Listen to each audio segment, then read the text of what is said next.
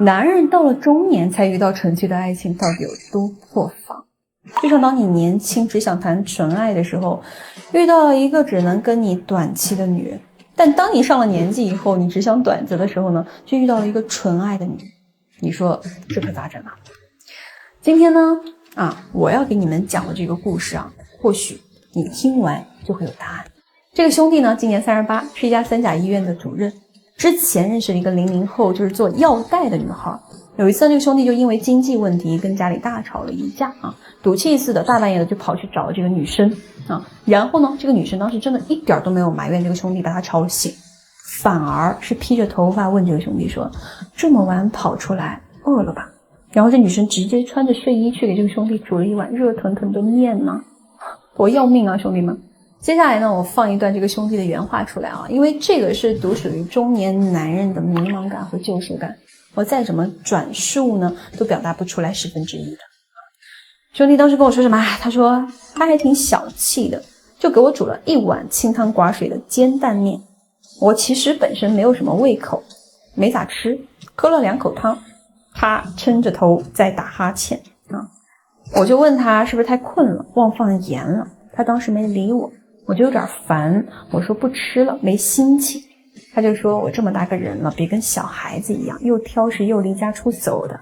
我说他压根儿不懂我，他笑了说他不需要懂，也不想懂，他只知道我难受了，他要哄一哄。焦哥你知道吗？我等这句话等了一辈子，家里的人从来不理解我，我回去晚了，那他们就要跟我吵。我甚至每个月工资交到了90%，把剩下的就买了个乐高，他都要说我每天只知道玩玩具，不知上进。我就不是人了，我就没有尊严了，我就不配被尊重吗？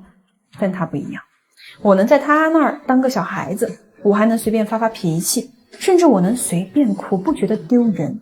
那天晚上我抱着他叨叨了那么久，他都不会嫌我烦，他还会摸着我的头发说辛苦了，在他这里我才算活着。可是我还是没有留住他。他说他年底想去冰岛，我说过年我必须要回趟老家。他说我不在乎他，只分了20%的时间给他。但我怎么可能不在乎他？但我解释不清他就说先别联系了。焦哥你能帮帮我吗？什么代价都可以，我真的不能失去他。他是我现在所有生活的动力。其实大部分男人不管你多么的有 money， 你也不可能读懂这种啥也不图你，但是就是愿意跟着你的小姑娘的这种心思。其实他们的想法很简单，你给别人的东西，我不指望样样都有，但你总不能啥都给别人，然后给我留个空头支票，然后白屁吧这是很不尊重他们的时间和真心的，尤其是这种年轻的小姑娘。他们在跟中年人的恋爱当中会经历3个阶段。第一个阶段呢，叫做别人有的我没有。那这个时候他会跟你闹闹不出结果呢，他就会走还有就是第2个阶段，叫别人有的我也有。那这个时候其实他就已经很满足了，而且他也会愿意去跟你进行一些短期的关系，毕竟各取所需嘛，对吧？最后呢就是第3个阶段了，叫做别人没有的但是我有。那这个阶段的女孩，只要你不主动分开，她就会一直跟着你。所以你们真的不要觉得什么只要我给她花 money， 这段关系就能一直维持下去。一般这种女孩子她根本已经不再在乎你给她花了多少，她只在乎你在经济分配上，或者说在精力分配上给她的这个占比说的俗气一点，就是安全感当时这个兄弟听完我给他的分析之后，他整个人呢也是非常的痛苦和后悔吧一个快40的大男人了，居然聊着聊着还伤感起来，还哭出来了说实话我看着呢也有点不太中了但是呢我也不能表现出来因为我一定要保持冷静和清醒，去帮他规划之后的提升。当时花了有大概半个多月吧我才帮这个兄弟把心态给他调整好了。那之后呢，通过我的帮助兄弟成功的再次约这个女生线下见了一面。不过当天呢，这个饭局在没有提前说明的情况下，这个女生居然把她的健身教练一起带来了这个行为让兄弟是非常不爽的。要不是跟着我做提升了那么一段时间，这个兄弟可能当场就直接掀桌子了啊。不过啊，好在他还是坚持到了这个炼狱局结束，全程没有任何的不得体的这个行为和语言。直到散场之后呢，他才联系我说，要不就算了啊，他有点太过分了，这样搞就没有意思了。那我当时告诉这个兄弟，我说女生本来年纪就比较小，两个人的关系呢又比较特殊，对吧？所以这个女生做出一些幼稚的行为，她其实蛮正常的。她只是想要通过这种方式去证明自己的价值，她想要让你去吃醋，想要激起你对她的在乎啊。这个就像小孩子赌气一样，我今天不吃饭了，我今天不写作业了，她其实只想用自己的这个仅有的筹码来博取你的关注而已。这不恰恰就说明什么？她其实是非常在意你的。你一个事业有成的精英，何必跟一个小女孩子去置气呢？啊，好好调一下就好。那这个兄弟呢，当时也觉得自己的格局可能也是稍微有点低了啊。听完我的这个分析之后嘛，所以他还是听了我的话，去给这个女孩子发了这么一段消息啊。他说：“今天见到你蛮开心的，没以前那么瘦了，也比以前开朗了，这样我就放心了，以后照顾好自己。”那女生原本以为这个兄弟会破防，对不对啊？会跟他吵闹啊，这个呢也是他最想要看到的场面，因为这个就代表着他被看见了，被在意了，对吧？哎，激起这个男生的这个胜负欲了。但我们为什么不能这样做？因为女人就是这样的，她永远都会想要去搞定一个人，如果搞不定，那她就会一直搞，但一旦搞定了，她就会容易没有兴趣。所以女生当时回了一句什么？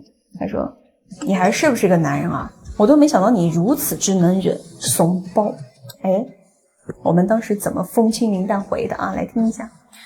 你交什么朋友是你的事情，我不能也不想干涉。我女儿就算跟黄毛谈了，我也只会悄悄让黄毛知道我不好惹，但我不会去批评我的女儿。这句话呢，绝对的高手压制，把女生和自己的女儿放在同一个地位，而且也展示了自己的格局和压迫感。那女生看到这句话呢，就会意识到什么？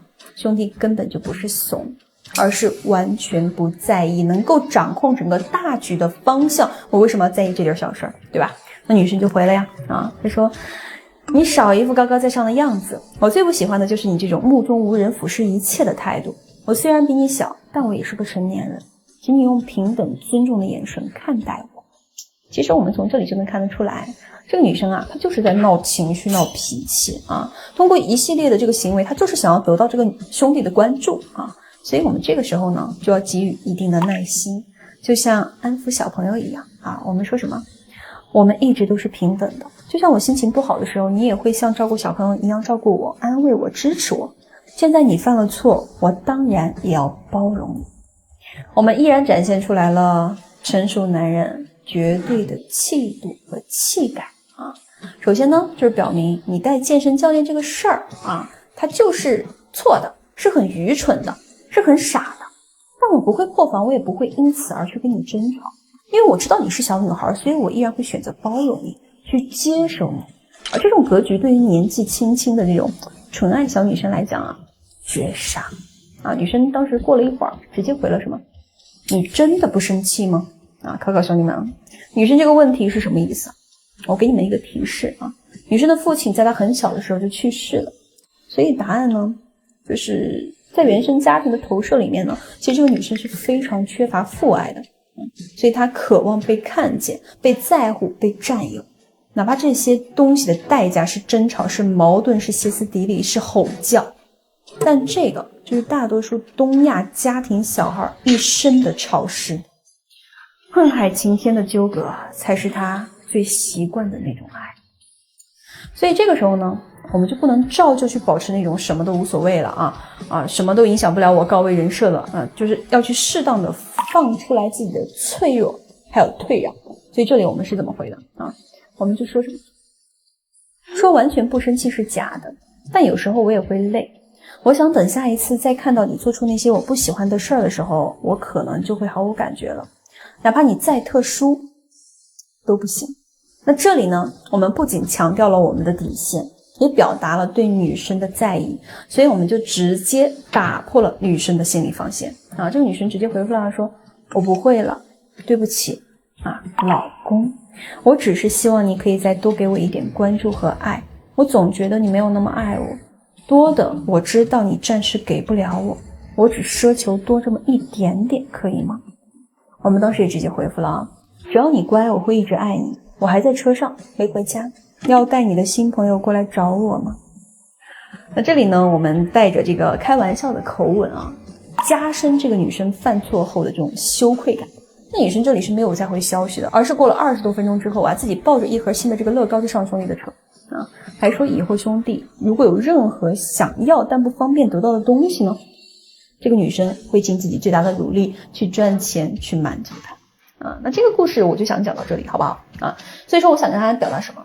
中年男人的爱情其实也是很精彩的啊，完全不输什么18岁小年轻的这种爱恨纠葛啊，甚至比之前还会更加的疯狂。